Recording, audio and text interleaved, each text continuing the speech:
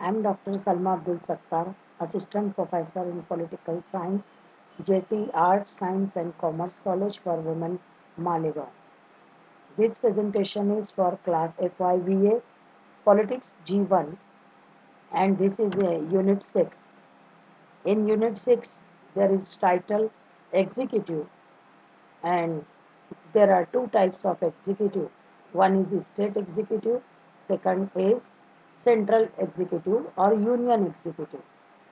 In state executive, the topmost position is the position of governor. In this unit, today we will discuss about governor, his powers, function and role in the state. Dear students, we discuss in detail about governor. Means who is governor in the state. But the basic information is about governor. Since the inception of Indian Constitution, no other office has generated as much political controversy as the office of the governor. यहाँ पर meaning ये हो रही है कि जब से constitution का इंसेप्शन हुआ, उसको बनाया गया, उसको अमल में लाया गया, तब से लेके आज तक कोई भी ऐसा ऑफिस नहीं है गवर्नमेंट ऑफ इंडिया का जहाँ पर के इस तरह की सियासी तनाज़ा, पॉलिटिकल कंट्रोवर्सी यानी सियासी तनाज़ा जनरेट हुआ हो जितना के जनरेट हुआ है गवर्नर के ऑफिस से रिलेटेड।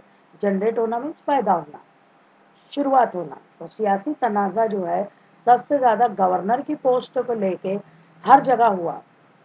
हर स्टेट के ताल्लुक से कुछ ना कुछ किसी न किसी तरह का वो political controversy time to time वो सामने आई है।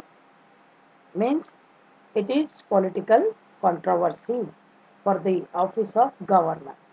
It is because the governor is vested with multi-dimensional power. और ये कंट्रोवर्सी क्यों आई, ये लोग जो है तनाज़ा क्यों खड़ा किए, क्योंकि गवर्नर के पास मल्टी डायमेंशनल पावर है।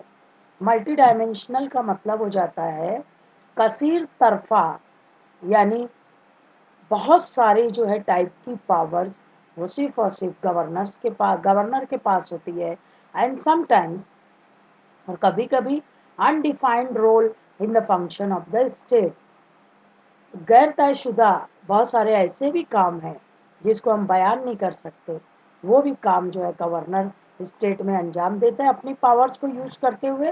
तो इसकी मल्टी डायमेंशनल पावर और undefined role in the functioning of state को देखते हुए यहाँ पे हम कह सकते हैं कि इतनी सारी पॉलिटिकल कंट्रोवर्सी जो उभरी वो गवर्नर के रोल को लेकर उभरी है। In a formal sense government is the governor is the constitutional head of the state. Governor जो है वो दस्तूरी तौर पे एक स्टेट का हेड होता है। अगर हम लोग फॉर्मल सेंस में देखें तो means governor is the head of the state like president at the centre. जैसे बच्चों हम लोग देखेंगे कि प्रेसिडेंट का पोजीशन वो सेंटर के ऊपर है, उसी तरह से स्टेट में हम देखेंगे कि गवर्नर का रोल है और गवर्नर अपना रोल सक्सेसफुली प्ले करता है as a constitutional head. Though Article 163 says that the executive power is vested in the governor, he is to act according to the advice of the Council of Ministers. हालांकि अगर हम देखें तो constitution का article 163 कहता है कि state के एग्जीक्यूटिव पावर वो सिर्फ और सिर्फ गवर्नर के पास होंगे, लेकिन एक्चुअल में हम देखें कि गवर्नर जो है एक्ट करता है काउंसिल ऑफ मिनिस्टर्स जो स्टेट की होती है उसकी एडवाइस पर, उसके मशवरे पर। यानी गवर्नर अपने पावर्स को यूज करता है पर council of ministers headed by chief minister वो अपना काम करता है।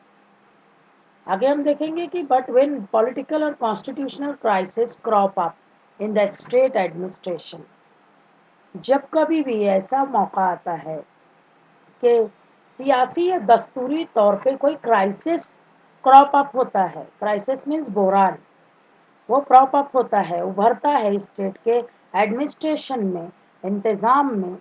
स्टेट का इंतज़ाम में कुछ प्रॉब्लम्स अगर आएंगे तो governor has to play very active and responsible role. उस वक्त गवर्नर को अपना रोल जो है बहुत ही ज़्यादा जिम्मेदारी और एक्टिव वाला वो प्ले करना ज़रूरी है। यानी गवर्नर बहुत ही ज़्यादा उस वक्त इम्पोर्टेंट पर्सनालिटी हो जाएगा पावर को यूज़ करने के लिए, जब कभी भी पॉलिटिकल और कॉन्स्टिट्यूशनल क्राइसिस प्रॉप अप होगा स्टेट में। He is not only the constitutional head of the state, but he is the link between center and the state. Governor state में जो होता है वो उस स्टेट का कॉन्स्टिट्यूशनल हेड होता है। दस्तूरी सतह पे हम देखेंगे अकॉर्डिंग टू कॉन्स्टिट्यूशन उसको हेड जो है डिक्लेयर किया गया है, और ना सिर्फ वो हेड होता है बल्कि ही इज द लिंक, वो एक जोड़ने का काम भी करता है सेंटर से स्टेट को। मीन्स हर स्टेट के गवर्नर्स की ये जिम्मेदारी होती है कि वो सेंटर और स्टेट को एज ए लिंक जोड़ के रखें। He is an agent of centre keeping close watch on the functioning of state government. Governor as agent काम करता है, एजेंट ऑफ सेंटर। सेंटर जो है मरकजी हुकूमत जो है उसके एजेंट के तौर पे स्टेट में वो काम करता है और क्लोज वॉच रखता है। क्लोज वॉच मीन्स करीबी जो है निगरानी रखता है और बहुत ही कीन ऑब्जर्वेशन करता है फंक्शनिंग ऑफ स्टेट गवर्नमेंट के कामकाज में। And also the protector of the constitutional provisions like democracy secularism. और वो एक प्रोटेक्टर के तौर पे भी काम करता है। प्रोटेक्टर यानी तहफ़्फ़ुज़ करने वाला। किसका तहफ़्फ़ुज़ करने वाला? कॉन्स्टिट्यूशनल प्रोविजंस, दस्तूर की, कॉन्स्टिट्यूशन की बहुत सारी प्रोविजंस जो हैं इम्पोर्टेंट प्रोविजंस, जैसे कि लाइक डेमोक्रेसी एंड सेक्युलरिज्म। जमहूरियत की कामयाबी के लिए वो काम करता है, उसका प्रोटेक्शन करता है कि government of the people for the people and by the people democracy successfully चल सके। साथ ही साथ ऐसी डेमोक्रेसी में सेक्युलरिज्म भी फले फूले। Secularism students you know very well, secularism means respect to all religion. State has no particular religion, means her religion, each and every religion have equal status, equal patronage before the eyes of law, before the eyes of the government, whether it is central government, whether it is state government। तो ये सारी चीज़ों की जिम्मेदारी, protection की जिम्मेदारी वो governor के ऊपर होती है। Hence an in depth analysis of the role of governor is necessary. इसलिए हम देखेंगे कि गहराई से, इन डेप्थ मीन्स गहराई से हमको एनालिसिस करना पड़ेगा, तज्जिया करना पड़ेगा, जायजा लेना पड़ेगा। किसका? The role of the governor. Governor का रोल जो है उसका एनालिसिस करना बहुत ही ज़्यादा नेसेसरी है, ज़रूरी है, लाजमी है। डियर स्टूडेंट्स, यहाँ पर हम देखेंगे कि गवर्नर का अपॉइंटमेंट फिर कैसे होता है, कौन होता है जो इसका अपॉइंटमेंट करेगा, कैसे जो है कि इस बंदे को अपॉइंट करेंगे। तो यहाँ पर सबसे इम्पोर्टेंट अपॉइंटमेंट में आता है कि governor of state is appointed by president for a period of 5 years। Governor जो है उसका अपॉइंटमेंट प्रेसिडेंट करता है, कितने सालों के लिए? 5 सालों के लिए। और डियर स्टूडेंट्स, हमने सेंटर एग्जीक्यूटिव जब देखा था तो हमने पढ़ा था कि प्रेसिडेंट को ये पावर हासिल है कि हर स्टेट के गवर्नर को अपॉइंट करेगा, but on the recommendation of prime minister of India. President of India appointment कर रहा है, नो डाउट, बट उसको किसकी रिकमेंडेशन लगेगी? प्राइम मिनिस्टर की। और प्राइम मिनिस्टर रिकमेंड करेगा कि so and so person is suitable for the post of governor. तो गवर्नर जो है फिर 5 साल के लिए वो अपॉइंट किया जाएगा। ही holds his office at the pleasure of the president. Governor अपनी ऑफिस उस वक्त तक अपने अंडर में रख सकता है जब तक के प्रेसिडेंट का प्लेजर होगा। प्लेजर मीन्स खुशी। तो यानी जब तक प्रेसिडेंट ऑफ इंडिया चाहेगा तब तक गवर्नर अपनी ऑफिस में रहेगा, यानी अपनी पोस्ट पे बरकरार रहेगा। और जब प्रेसिडेंट जो है उसकी मर्जी नहीं रहेगी तो उसको अपनी पोस्ट छोड़नी रहेगी। In every full fledged state there is a governor. हर वो स्टेट जो फुल्ली फ्लेज्ड है, सक्सेसफुली अपना काम कर रही है। Now there are, you know very well students, there are 28 states. तो 28 स्टेट्स अगर इंडिया में है तो वहाँ के गवर्नर्स, अगर वो स्टेट फुल्ली फ्लेज्ड है तो गवर्नर जो है वो अपॉइंट किया जाता है, appointed by president of India by warrant under his hand and seal. President of India अपनी सील यूज करते हुए अपने under control, under hand, by warrant वो गवर्नर का अपॉइंटमेंट करता है। टेन्योर, टर्म, मुद्दत। Governor is appointed for a period of 5 years। अभी हमने देखा कि गवर्नर कितने सालों के लिए अपॉइंट होता है, 5 साल के लिए। प्रेसिडेंट ऑफ इंडिया जो है उसकी प्लेजर के हिसाब से वो काम करता है। A governor may be removed by the president in mid term. बीच में से ही, मिड यानी टर्म के मिड में, यानी उस दरमियान अगर चाहे तो प्रेसिडेंट उसको अपनी ऑफिस से रिमूव कर सकता है, निकाल सकता है। और may resign at any time he likes. और उसको अपनी पोस्ट से रिजाइन भी करना पड़ेगा अगर वो चाहे तो। मीन्स गवर्नर अगर वो चाहे तो अपनी पोस्ट से रिजाइन कर सकता है। Wherever there is vacancy, जहाँ कहीं भी अगर कोई वैकेंसी होगी, इफ अगर होगी, immediately nobody is appointed as governor. तो कोई भी एकदम अर्जेंट में ही, इमीडिएटली मीन्स फौरी तौर पे कोई भी person as a governor appointment नहीं होगा। तो उस वक्त फिर क्या होगा, तो chief justice of high court के टेक्स अप द चार्ज।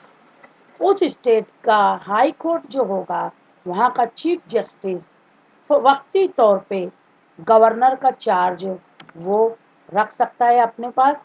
और उस वक्त तक, जब तक के नए गवर्नर का अपॉइंटमेंट नहीं होगा, तो chief justice of high court उस स्टेट का कंट्रोल वो चलाता है। अपॉइंटमेंट, अभी हम देखेंगे कि अपॉइंटमेंट के ताल्लुक से जो है कि गवर्नर के क्या पावर्स हैं। तो governor makes appointments of all the ministers. Governor जो है जितने भी मिनिस्टर्स होते हैं उनका अपॉइंटमेंट उस स्टेट में करता है, बट ऑन द रिकमेंडेशन और on the advice of chief minister of that particular state. उस रियासत का चीफ मिनिस्टर के रिकमेंडेशन पे। तो किसका किसका करता है, तो यहाँ पे हम देखेंगे अपॉइंटमेंट करता है governor, state ministers, deputy minister और एडवोकेट जनरल। एडवोकेट जनरल यानी मैंने बताया था आपको, अटॉर्नी जनरल अगर सेंटर में है तो स्टेट में एडवोकेट जनरल है, जो स्टेट के जुडिशियल जो फंक्शनिंग है, कोर्ट के कामकाज हैं, जो जजमेंट्स हैं, जो डिसीजंस लिए जाते हैं, वो सही तरह से जजमेंट दिए जा रहे हैं कि नहीं, जुडिशरी सही तरह से काम कर रही है कि नहीं, एज पर कॉन्स्टिट्यूशन सब कुछ चल रहा है या नहीं चल रहा है, एज पर लॉ सब कुछ चल रहा है कि नहीं, वो देखने का काम उस स्टेट के एडवोकेट जनरल का है। तो उसी एडवोकेट जनरल का अपॉइंटमेंट गवर्नर करता है, but on the recommendation of chief minister of India. Members of the state public service commission and chairman and members of inquiry commission. Governor जो है इंपॉर्टेंट अपॉइंटमेंट जो करता है उसमें से एक और भी अपॉइंटमेंट है जो है कि उस पर्टिकुलर स्टेट के पब्लिक सर्विस कमीशन, उस स्टेट के पब्लिक सर्विस कमीशन के मेंबर्स और चेयरमैन का अपॉइंटमेंट भी गवर्नर करता है, but on the recommendation of chief minister of that particular state. Along with that, chairman and members of inquiry commission. Time to time, so many inquiry commissions are appointed by government of Maharashtra, government of Rajasthan, MP, UP, whatever the state is. तो वहाँ के inquiry commission के chairman और members का appointment उस particular state के governor के जरिए होता है। एंड वही फिर हम देखेंगे जो हमने आगे देखा था, on the recommendation of chief minister of that particular state he has the right to cancel these appointments. Governor को ये राइट हासिल है कि जो कुछ भी उसने अपॉइंटमेंट दिया है वो जब चाहे उस अपॉइंटमेंट को रद्द कर सकता है। और डियर स्टूडेंट्स, मैंने यही बताया था कि कि किसी भी पोस्ट पे रहने के लिए 3 चीज़ें बहुत ज़रूरी है। एक तो हमारा जो है तो कैरेक्टर, दूसरा फाइनेंस, तीसरा जो है नेग्लिजेंस ऑफ ड्यूटी, यानी हम काम नहीं कर रहे हैं, सूटेबल फॉर द जॉब हम नहीं हैं, तो हमको अपनी पोस्ट से हटाया जाएगा। तो अगर गवर्नर देखता है कि ये जो अपॉइंटमेंट किया है उसमें किसी तरह की इलीगैलिटी है, इनवैलिड जो है फंक्शनिंग हो रही है, तो वो इन अपॉइंटमेंट को कैंसल भी कर सकता है। अभी हम देखेंगे अबाउट एडमिनिस्ट्रेशन। एडमिनिस्ट्रेशन मीन्स इंतज़ाम। इंतज़ामिया के ताल्लुक से गवर्नर के क्या पावर्स हैं? तो governor exercises the ultimate control over the administration of the state. Governor अपना पावर जो एक्सरसाइज करता है वो अपने अंडर में, और स्टेट का एडमिनिस्ट्रेशन का पूरा कंट्रोल वो रखता है। Chief minister provides him all the information about the state affairs. Chief minister मुहैया करता है तमाम इंफॉर्मेशन स्टेट के अफेयर्स के बारे में। किसको? गवर्नर को। गवर्नर को दिखाता है कि स्टेट में ये काम चल रहा है, ऐसा ऐसा डेवलपमेंट हो रहा है, ये पॉलिसी चाहिए, ये प्लान चाहिए, ये प्रोग्राम चाहिए। The governor can issue the ordinance that the decision of a certain department should be discussed. Governor को ये पावर हासिल है कि वो ऑर्डिनेंस इशू कर सकता है। ऑर्डिनेंस मीन्स आर्जी कवानीन, और ये ऑर्डिनेंस इशू करेगा और उसका डिसीजन जो है, the decision of a certain department should be discussed. अगर अलग अलग डिपार्टमेंट उस ऑर्डिनेंस के ऊपर कोई फैसला भी लेते हैं तो वो डिस्कस करना चाहिए किसके साथ? गवर्नर के साथ। और फिर गवर्नर जो है वो इशू करेगा ऑर्डिनेंस उससे related. To appoint special representatives. Governor जो है वो स्पेशल रिप्रेजेंटेटिव्स जो है उसको अपॉइंट करता है। स्पेशल रिप्रेजेंटेटिव मीन्स बहुत ही जो है खास नुमाइंदे, उनको भी अपॉइंट करता है। In case there is no sufficient representation, अगर मुनासिब सतह पर मुनासिब तरीके से नुमाइंदगी नहीं हुई है, रिप्रेजेंटेशन नहीं हुआ है, एंग्लो इंडियन कम्युनिटी के लोगों का, ही अपॉइंट्स इट्स रिप्रेजेंटेटिव। तो वो क्या करेगा? गवर्नर अपने खुद के स्पेशल रिप्रेजेंटेटिव्स वो निकाल कर उनका अपॉइंटमेंट कर देगा, और इक्वल और सफिशिएंट रिप्रेजेंटेशन हाउस में रखेगा एंग्लो इंडियन कम्युनिटी को रिप्रेजेंट करने के लिए। बिसाइड्स, इसके अलावा, he makes appointments of eminent persons. वो बहुत ही नुमाया शख्सियात जो होती हैं उनका अपॉइंटमेंट भी गवर्नर करता है। From the field of art, किस फील्ड में? आर्ट फील्ड के, science, literature, philosophy, to maximum number of 1/6 of total members of legislative council. 1/6 मेंबरान लेजिस्लेटिव काउंसिल के वो उनका अपॉइंटमेंट एमिनेंट पर्सन्स जो है उनके दरमियान से गवर्नर ऑफ द स्टेट करता है, और उनको जो है रिप्रेजेंटेशन देता है लेजिस्लेटिव काउंसिल यानी विधान परिषद में। तो हम देखेंगे कि विधान परिषद में जो है गवर्नर अपने नुमाइंदे अपॉइंट करके भेजता है। Recommendation for the signature of the president. Governor जो है वो सिफारिश करता है किसी भी बिल पे सिग्नेचर करने के लिए। किसको? प्रेसिडेंट ऑफ इंडिया को। The bills approved by legislature of the state. जो बिल पास हो जाएंगे, अप्रूव हो जाएंगे, मंजूर हो जाएंगे लेजिस्लेचर के जरिए, विधानसभा विधान परिषद के जरिए, जो कुछ भी बिल हैं, जैसे मैंने बोला था 3 स्टेजेस हैं बिल की, first reading, second reading, third reading. तो वो सारे बिल्स जब पूरे स्टेजेस कंप्लीट कर लेंगे तो वो जो है बिल फिर क्या करेंगे हम, जो है वो गवर्नर के जरिए वो पहुंचता है प्रेसिडेंट ऑफ इंडिया के पास। तो यहाँ पर कुछ एग्जांपल हमने दी है, like taking over the private property compulsory by the state. Private property को कंपलसरी किया गया अगर स्टेट में, तो उसको जो है टेकिंग ओवर करने के लिए एक बिल अगर पेश होता है तो वो जो है सबसे पहले हाउस में जो है उसकी प्रोसीडिंग होगी, स्टेजेस से गुजरेगा, बाद में गवर्नर जो है उसको रिकमेंड कर देगा प्रेसिडेंट के सिग्नेचर के लिए। साथ ही साथ to impose taxes on important goods, important जो चीजें हैं स्टेट में उसके ऊपर टैक्स को इम्पोज करना मीन्स लागू करना, नाफिज करना। टैक्सेस को नाफिज करने के लिए इम्पोर्टेंट चीजों के ऊपर डिक्लेयर बाय द लेजिस्लेचर, अगर डिक्लेयर किया है लेजिस्लेचर ने, विधानसभा ने, विधान परिषद ने कि इन चीजों पर टैक्सेस लगाना है, and the bills approved on the subject of concurrent list, concurrent list जो कि इक्वल लिस्ट है। There are three list, you know very well, one is union list, second is state list, third is concurrent list. तो concurrent list में जो subjects हैं उनको approve करने के लिए भी जो बिल पेश किया गया है, आर केप्ट रिजर्व, ये रखे जाते हैं रिजर्व में by the governor of the state for the signature of president. President की सिग्नेचर जो है उसके ऊपर मस्ट है, तो गवर्नर रिजर्व रखता है और फिर प्रेसिडेंट के पास ये पेश करता है सिग्नेचर के लिए इस बिल के ऊपर। और जैसे ही प्रेसिडेंट अगर सिग्नेचर कर देते हैं तो ये बिल जो है वो क्या बन जाता है, लॉ बन जाता है। The veto by the president is final refusal to the bill. Veto, dear students, आपको मैंने बताया था veto is a special power, और वीटो को जो है इम्पोर्टेंट हम देखेंगे कि it is a negative voting.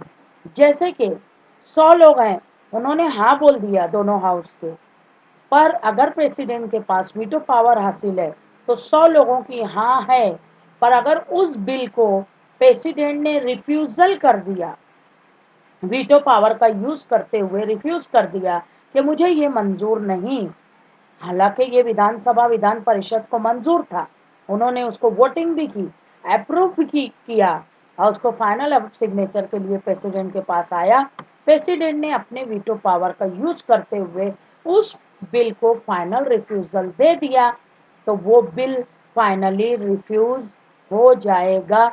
उसके ऊपर कोई जो है ये नहीं बोल सकता है कि नहीं ये बिल के ऊपर सिग्नेचर होनी चाहिए। तो समझा veto power. Veto power means it is a negative voting and it is a special power which is granted to President of India by the Constitution. अभी हम देखेंगे और भी important power दिखता है ordinances। Ordinance, इन ऑर्डिनेंस आपको मैंने बताया आरजी कवानीन, in case there is no session of legislature, अगर कोई ऐसा मामला आता है कि मुकन्ना जो है सेशन में नहीं है, इजलास नहीं बुलाया गया है विधानसभा विधान परिषद का, ऐसे वक्त में special act is necessary.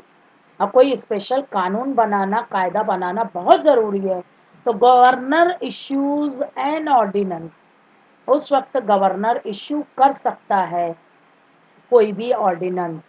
It has the status of the law, और यह ऑर्डिनेंस का स्टेटस जो होगा वो लाइक ए लॉ होगा, यानी कोई भी ऑर्डिनेंस अगर उस ड्यूरेशन में गवर्नर इशू करता है तो that is as equal as law, equivalent to law हो जाएगा, और उसको सबको मानना जरूरी है। The report of the commissions, governor के पावर्स में आता है कि डिफरेंट जो कमीशंस हैं, कमिटीज हैं, वो अपना काम करने के बाद उसकी रिपोर्ट गवर्नर के पास सबमिट करेंगे। तो गवर्नर को ये पावर हासिल है कि गवर्नर अरेंजेस टू ले the reports of various commissions before the legislature. वो कमिटीज और कमीशंस के रिपोर्ट्स को अरेंज करने के बाद गवर्नर जो है उस रिपोर्ट को वो हाउस में, विधानसभा में, विधान परिषद में उसको पेश करना होता है, और it is the power of governor. Contingency fund, contingency fund का मतलब होता है हंगामी हालात में जो बिल, जो मदद दी जाती है, वो मदद हम देखेंगे यहाँ पर खास तौर से कंटिंजेंसी फंड में अगर कोई इमरजेंसी हालात आ जाते हैं स्टेट के अंदर, तो कंटिंजेंसी फंड जो है वो स्टेट में गवर्नर के कंट्रोल में होता है। जैसे अभी सबसे बड़ा हमारे ऊपर जो एक बीमारी जो है आ गई है, कोविड-19, एक वायरस जो है आ गया है, तो इससे निपटने के लिए बहुत ज़्यादा पैसे की ज़रूरत है, बहुत ज़्यादा फंड की ज़रूरत है। तो ऐसे वक्त में एक कंटिजेंसी जो फंड है वो यूज़ किया जाता है और उस हंगामी हालात से निपटने के लिए, चाहे अर्थक्वेक हो या फिर सैलाब आ गया हो, कोई तबाही फैल गई हो, कहीं पे कहत पड़ गया हो, तो ऐसे वक्त में ये कंटिजेंसी फंड यूज़ किया जाता है। तो कंटिजेंसी फंड जो है वो कंट्रोल में होता है गवर्नर के, और गवर्नर अपने फाइनेंशियल पावर्स को यूज़ करते हुए इस कंटिजेंसी फंड को यूज़ करता है। Provisions of for contingent expenditure is done out of this fund. इस फंड के जरिए पूरा कंटिजेंसी वर्क जो है वो एक्सपेंडिचर वो किया जाता है। बजट, बजट के ताल्लुक से हम देखेंगे by the recommendation and approval of the governor of the state. Governor की सिफारिश पे, उसकी मंजूरी से budget and financial statement showing broad outline of the receipts and liabilities of the state are presented in legislature। यानी हम देखेंगे कि बजट के ताल्लुक से फाइनेंशियल स्टेटमेंट जो कि दिखाते हैं, फाइनेंशियल स्टेटमेंट जो है वो क्या दिखाते हैं, receipts, outline of receipts and liabilities, यानी 1 रुपया कहाँ से आएगा, 1 रुपया कहाँ खर्च होगा, ये पूरी जो है रिसिप्ट्स और लायबिलिटीज स्टेट की, उसको रिप्रेजेंट करने का, उसको प्रेजेंट करने का लेजिस्लेचर में उस फाइनेंशियल स्टेटमेंट को या उस बजट को।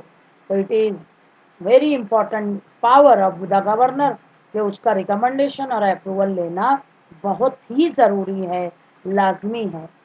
आगे पावर दिखता है demands by different departments. Governor के पावर्स में आता है कि अलग अलग डिपार्टमेंट्स जो अलग अलग डिमांड्स देंगे उसको पूरा करना भी it is the duty of governor. तो फॉर्मल रिकमेंडेशन बहुत ज़रूरी है गवर्नर की। फॉर्मल मीन्स कानूनी सतह पे रिकमेंडेशन लगेगी गवर्नर की, और डिमांड्स ऑफ डिफरेंट डिपार्टमेंट्स फिर प्रेजेंट किए जाएंगे इन द लेजिस्लेचर। यानी लेजिस्लेचर में, स्टेट लेजिस्लेचर यानी विधानसभा विधान परिषद में कोई चीज़ पेश करनी है तो सबसे पहले फॉर्मल रिकमेंडेशन लेना गवर्नर का बहुत ही लाजमी है, बहुत ही नेसेसरी है। आगे आता है जुडिशियल फंक्शंस। ये अभी हम देख रहे थे बहुत सारे फंक्शंस उसके, executive functions, legislative functions, financial functions. अभी इम्पोर्टेंट फंक्शन आ गया जुडिशियल। तो जुडिशरी के ताल्लुक से बहुत सारे ये काम अंजाम देता है गवर्नर। तो पहला ही है कि बहुत सारे अपॉइंटमेंट्स करता है। तो गवर्नर मेक्स अपॉइंटमेंट्स ऑफ जजेस at the district and lower level. उस पर्टिकुलर स्टेट के जितने डिस्ट्रिक्ट्स होंगे, जितने ताल्लुके होंगे, हर जगह या लोअर लेवल तक पूरा टॉप टू बॉटम उस स्टेट में जितनी भी जुडिशियरी होगी उसके जजेस का अपॉइंटमेंट गवर्नर करता है। फॉर अपॉइंटमेंट्स ऑफ जजेस of high court governor gives advice to the president. Governor जो है वो एडवाइस कर सकता है, रिकमेंडेशन दे सकता है प्रेसिडेंट को, काय के लिए, जजेस ऑफ हाई कोर्ट के अपॉइंटमेंट के लिए। उस पर्टिकुलर स्टेट में जो हाई कोर्ट्स हैं, हाई कोर्ट है, उसके जजेस का अपॉइंटमेंट करने में वो प्रेसिडेंट को रिकमेंडेशन करेगा। प्रेसिडेंट जो है फिर क्या करेगा, उन जजेस का अपॉइंटमेंट कर देगा उस पर्टिकुलर स्टेट के लिए। दूसरा जो है पावर दिखता है जुडिशियल के पार्डनिंग पावर।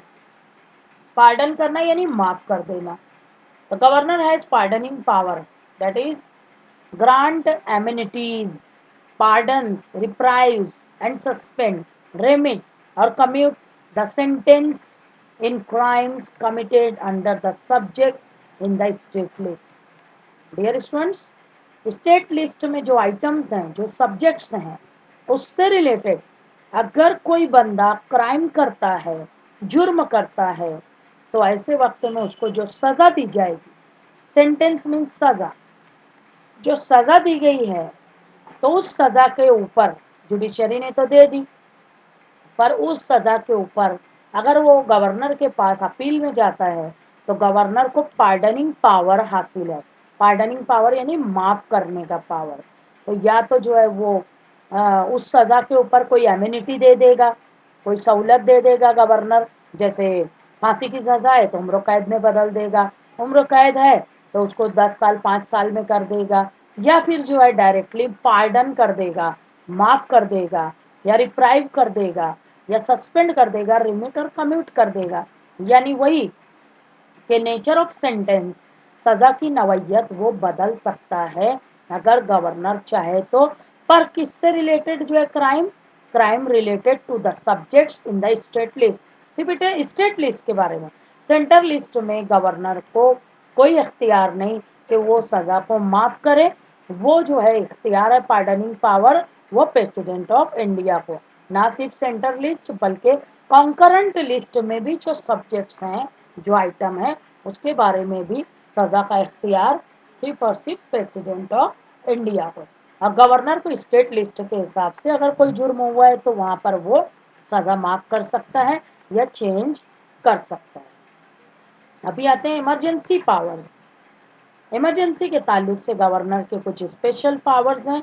तो if the governors governance of the state, state का जो इंतजाम है, देखिए टू गवर्न यानी हुकूमत चलाना, उसी से बना है गवर्नेंस यानी हुकूमत। स्टेट की हुकूमत, स्टेट का एडमिनिस्ट्रेशन, स्टेट का इंतजाम, वो कैन नॉट बी कैरीड, चलाया नहीं जा सकता in accordance with the constitutional provision, दस्तूरी जो स्टेजेस हैं उसके हिसाब से। मीन्स एज पर कॉन्स्टिट्यूशन अगर स्टेट का कानून नहीं चल रहा है, स्टेट का इंतजाम नहीं चल रहा है, तो फिर क्या करेंगे? तो the report in that connection is sent by governor to president. तो फिर ऐसे वक्त में उस स्टेट के इस इवेंट का कि दस्तूर के हिसाब से हुकूमत नहीं चल रही है, ये रिपोर्ट पेश की जाएगी गवर्नर के जरिए प्रेसिडेंट ऑफ इंडिया को। और फिर जो है प्रेसिडेंट चाहे तो उस स्टेट में इमरजेंसी लागू कर सकता है। स्पेशल पावर्स, अभी कुछ खास पावर्स भी हैं गवर्नर को, क्योंकि गवर्नर की पोस्ट बहुत ही इंपॉर्टेंट है। तो अपॉइंटमेंट ऑफ चीफ मिनिस्टर, क्या स्पेशल पावर है कि सबसे पहले तो बहुत ही स्पेशल पावर है कि चीफ मिनिस्टर उस स्टेट का, उसका अपॉइंटमेंट गवर्नर करता है। The power of the governor to appoint chief minister depends on the political conditions of the state. उस स्टेट के सियासी हालात को मद्देनजर रखते हुए गवर्नर चीफ मिनिस्टर का अपॉइंटमेंट करता है। अब कैसे सियासी हालात, तो आगे हम देखेंगे।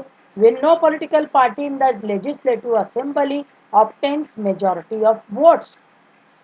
अगर कोई भी political party clear cut majority हासिल नहीं करती है असेंबली में, और अपने दम पे हुकूमत बनाने का दावा नहीं पेश करती है, ऐसी पॉलिटिकल कंडीशन में, और साथ ही साथ अगर political instability arises in the state, सियासी गैर इस्तेकामत, देखिए स्टेबिलिटी यानी इस्तेकामत, इनस्टेबिलिटी यानी गैर इस्तेकामत, अगर सियासी गैर इस्तेकामत अराइजेज उभरती है इन द स्टेट, स्टेट में, तो the discretion of the governor is very important. उस वक्त गवर्नर का रोल, गवर्नर का डिसीजन बहुत ही इम्पोर्टेंट होता है कि फिर वो किस बंदे को बोले कि आप और चीफ मिनिस्टर जो है बनने का दावा पेश करो। ऐसे वक्त में कोलिशन गवर्नमेंट बनती है, मखलूत सरकार बनती है, चीफ मिनिस्टर उसी पार्टी का बनेगा हाउस में जिसको थोड़ी ज़्यादा जो है वोट सीट्स हासिल है, वो 5-6 पार्टियों को अपने साथ मिलाकर या 10, 12, 20, 25 को मिलाकर अपनी मेजॉरिटी साबित करता है हाउस में और हुकूमत बनाता है। और ऐसी मिलजुल के जो मिली जुली सरकार बनती है उसको कहा जाता है कोलिशन गवर्नमेंट, मखलूत सरकार। तो ये जो चीफ मिनिस्टर जब बनेगा उसका अपॉइंटमेंट गवर्नर करेगा। यानी गवर्नर को बहुत ही स्पेशल पावर हासिल है regarding appointment of chief minister. उसके बाद जो हमको दिखता है आगे, डिसमिसल ऑफ मिनिस्ट्री, मिनिस्ट्री को डिसमिस करना। अभी देखिए मिनिस्ट्री जो है, मिनिस्टर्स का अपॉइंटमेंट हमने शुरू में देखा था वो गवर्नर करता है, लेकिन यहाँ पे अगर वो चाहे तो डिसमिस भी कर सकता है, बर्खास्त भी कर सकता है, निकाल भी सकता है। If minister in power loses majority of vote, in legislative assembly. विधानसभा में अगर कोई मिनिस्टर जो पावर में है वो लूज करता है मेजॉरिटी ऑफ वोट, अक्सरियत अगर जो है वो साबित नहीं कर पाता है, तो ऐसे वक्त में उस मिनिस्ट्री को it is removed from the power, power से उसको रिमूव कर देगा वो गवर्नर, और वो पर्सन वो मिनिस्ट्री वो डिसमिस हो जाएगी। The governor takes appropriate decisions, governor जो है वो लेता है बहुत ही मुनासिब फैसले, अप्रोप्रिएट यानी मुनासिब, डिसीजंस लेता है बाय कंसिडरिंग, समझने के लिए, कायल होने के लिए, whether the ministry has lost the confidence of legislative assembly, के जो मिनिस्ट्री है उसने अपना कॉन्फिडेंस तो लूज नहीं कर दिया है लेजिस्लेटिव असेंबली में। ये काम, ये देखना वो गवर्नर का है। और फिर अगर वो मेजॉरिटी पार्टी या मिनिस्ट्री अपना वोट ऑफ नो कॉन्फिडेंस अगर पास होता है, तो गवर्नर को उस वक्त अप्रोप्रिएट डिसीजन लेना होता है और वो डिसमिस कर देगा उस मिनिस्ट्री को। यानी मिनिस्ट्री अगर रहना चाहती है, यानी council of ministers headed by chief minister, वो पावर में रहना चाहते हैं, तो उनको अपनी मेजॉरिटी साबित करनी पड़ेगी, उनको वोट ऑफ कॉन्फिडेंस बताना पड़ेगा, तब जाके वो मिनिस्ट्री में बरकरार रह सकते हैं। वरना गवर्नर उस स्टेट का, उसको ये पावर हासिल है कि वो उस मिनिस्ट्री का डिसमिसल कर सकता है। आगे पावर है special dissolution of legislative assembly, विधानसभा को भी चाहे गवर्नर तो डिसॉल्व कर सकता है, बर्खास्त कर सकता है, रिमूव कर सकता है। The governor can use the power of dissolving the legislative assembly, this means to give opportunity to hold new election and to form new ministry. एक बार अगर विधानसभा डिसॉल्व हो जाती है, इसका ये मतलब हो गया कि अपॉर्चुनिटी दी जाए नए सिरे से नए इलेक्शन करने की, नए इलेक्शंस करने की और न्यू मिनिस्ट्री फॉर्म करने की। यानी यहाँ पे गवर्नमेंट गिर जाएगी और नए इलेक्शंस फिर हो जाएंगे और नई गवर्नमेंट बनेगी। इफ नो कॉन्फिडेंस मोशन, अगर आदम एतमाद का वोट वो पास हो गया against ruling ministry, ruling ministry के जरिए के खिलाफ, इज सक्सेसफुल, अगर ये सक्सेसफुल हो गया इन द लेजिस्लेटिव असेंबली, विधानसभा में, लेजिस्लेटिव असेंबली में अगर वोट ऑफ नो कॉन्फिडेंस या नो कॉन्फिडेंस मोशन पास हो गया, तो ऐसे वक्त में chief minister can give advice for dissolution of legislative assembly, तो चीफ मिनिस्टर जो है वो मशवरा दे सकता है for the dissolution of legislative assembly, वो बर्खास्त कर सकता है लेजिस्लेटिव असेंबली को और नए सिरे से इलेक्शंस जो है वो मुनक़िद कर सकता है। अभी हम देखेंगे स्पेशल पावर्स में द प्रेसिडेंट्स रूल, प्रेसिडेंट की हुकूमत, प्रेसिडेंट का राज, सदर राज जिसको हम बोलते हैं।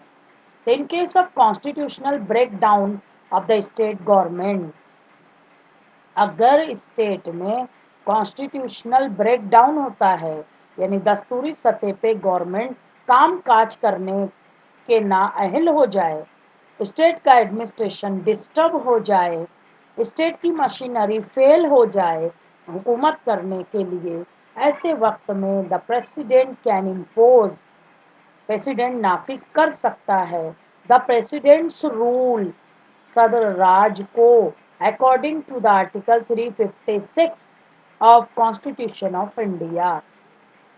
आर्टिकल 356 के जरिए प्रेसिडेंट स्टेट में वो सदर राज लगा सकता है, यानी इमरजेंसी लगा सकता है।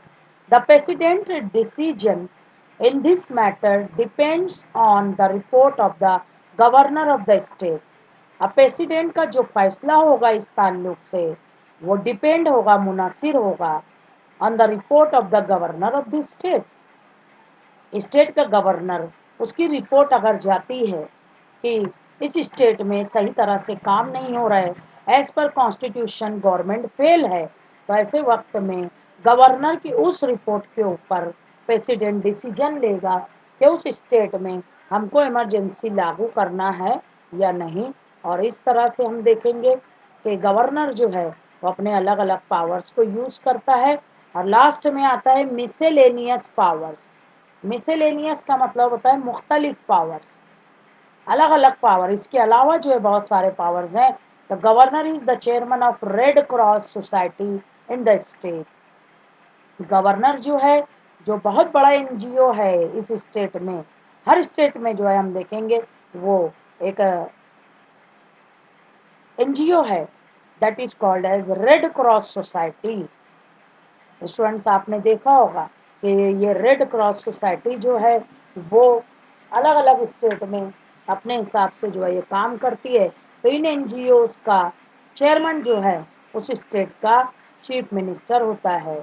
और ये लोग जो है for the social welfare of each and every persons of that particular state, Red Cross Society is functioning throughout the India। वो पूरा काम चलता है हर स्टेट में। He is the ex officio chancellor of all universities in the state। ये जो है ex officio chancellor, ex officio यानी एजाजी, एजाजी तौर पर ये चांसलर होता है हर स्टेट की हर यूनिवर्सिटी का। यानी उस स्टेट में अगर कोई गवर्नर है, अगर उस स्टेट में जितनी यूनिवर्सिटीज़ हैं उन सब का चांसलर जो है वो गवर्नर होता है। और ये एक्स ऑफिशियो जो है तो चांसलर है, यानी एजाजी तौर पे इसको ये पोस्ट दी गई है by constitution of India. He appoints vice chancellors of different universities. अलग अलग यूनिवर्सिटीज़ के वाइस चांसलर्स को अपॉइंट करना, it is the duty of the governor of that particular state।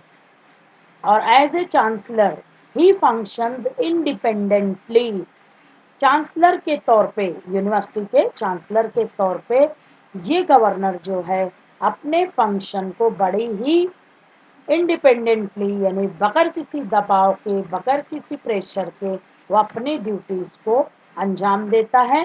तो ये सारी पावर्स जो मिलके हमें बताती हैं कि governor is the most powerful person in the state, in the state government. He is the top most head, top most position is given by constitution to governor of the state। तो बच्चों ये जो है हो गया हमारा presentation. यहाँ पर अगर आपको कोई क्वेश्चन है, कोई प्रॉब्लम है, कोई डाउट है, तो you can ask freely. You can contact me online, offline, whatever means you wanted to ask, you can use, but ask the question, ask your problems, solve your difficulties. It is my request. Please ask the question, and thank you very much.